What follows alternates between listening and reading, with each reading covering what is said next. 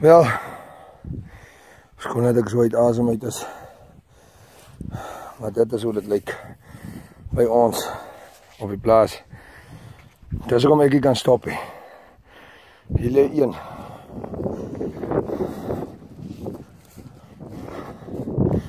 Hier lê nommer 2.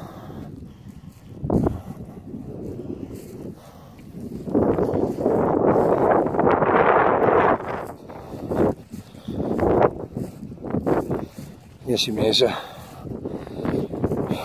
Dit maak seer hierdie. Dit maak baie seer. Hier so lê nommer 3.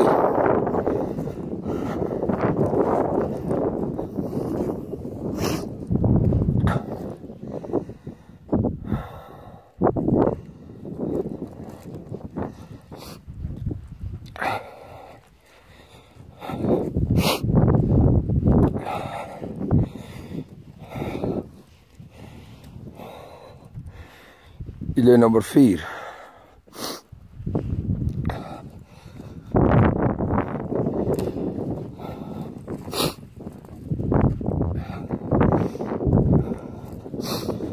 Hier lê nommer 5.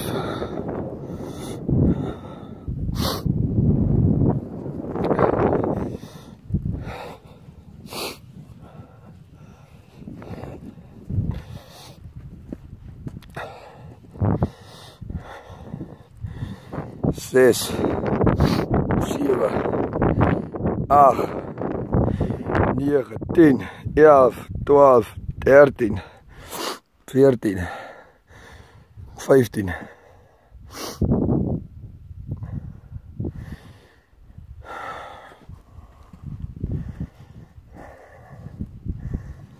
Dan sê julle vir my, hoe kan ek op 'n voer soek as dit so hier lyk? Sê julle dit vir my.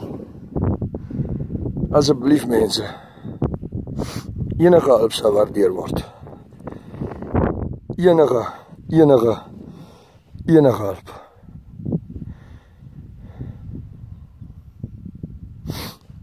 Hierdie bees is dood van 'n tekort aan kos en die kwote. Enige hulp sal waardeer word mense. Baie dankie. Adrian van Wyk hier, uit Calvinia, se omgewing. Baie dankie.